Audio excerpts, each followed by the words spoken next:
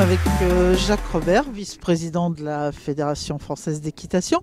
Alors, Jacques qui est de passage pour venir voir un peu ces épreuves jeunes, c'est donc une nouveauté dans le dispositif fédéral, ces épreuves spécifiques jeunes. Expliquez-nous un petit peu l'objet. Ben, l'objet, ça suit la politique fédérale qui consiste à donner un objectif à chacun. Donc plus on va donner des objectifs aux cavaliers, plus ils vont se retrouver. Et ça nous permet en même temps, en même temps que l'objectif, ça nous permet aussi de déceler régionalement les cavaliers qui seront susceptibles de venir de monter encore sur des marches encore un peu plus hautes.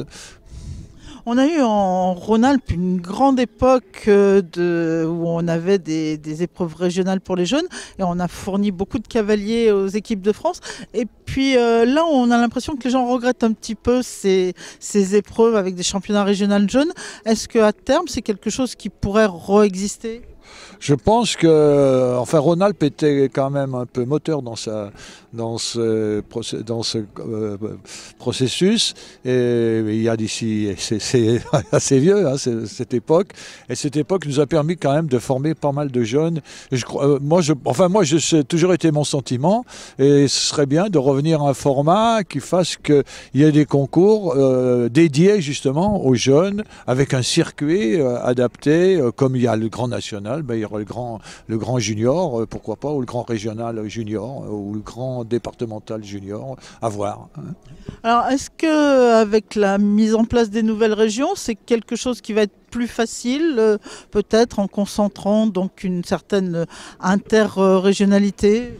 Oui et non, parce que après c'est les frais de déplacement qui vont être importants. Faire venir des gens du fin fond du Cantal à Chazay, il va falloir voir. Peut-être faire cette même chose, mais de manière un petit peu à avoir d'abord une sélection plus territoriale, d'un territoire plus près, que les cavaliers n'aient pas à faire 300-400 km, mais faire que 100 ou 150 km. Et après, en montant la pyramide, faire des rassemblements, bien sûr, régionaux, voire interrégionaux, quoi. Il existe un circuit tournée des As en poney, ça existe aussi en complet, en dressage je crois, mais pas en CSO. Oui, parce que pendant un moment, c'est vrai que on pourrait même dans cet objectif c'est faire en même temps que la tournée des As poney, faire cette tournée des As jaune, quoi, hein, qui serait aussi bien poney-cheval. Moi je le vois plus comme ça, ce qui permettrait d'étoffer ces rassemblements. Vous avez le sentiment que le passage poney-chevaux fonctionne bien, ou est-ce qu'on a du travail là-dessus pour aider les bons cavaliers poney à passer à cheval ? La difficulté, on est pris entre deux choses.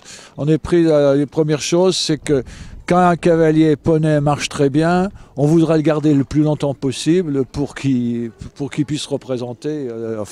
Et puis les parents aussi, ça marche bien comme ça.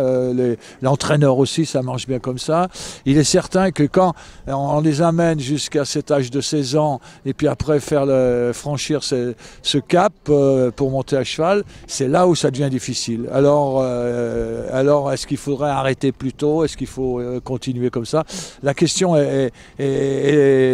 la réponse n'est pas si facile que ça, parce que pour des raisons financières aussi, hein, il y a des raisons financières, puis après c'est des raisons d'études aussi, il y a pas mal de facteurs. Alors il est certain que quand quelqu'un passe plutôt vers 12, 13, 14 ans de poney à cheval, il va avoir plus de facilité à revenir vers le cheval et d'avoir de la réussite, parce que la réussite qu'il avait à poney à 16 ans, il ne la retrouve peut-être pas tout de suite à cheval, c'est ça le problème, hein. Bien, on vous laisse regarder nos futurs talents de demain. Merci.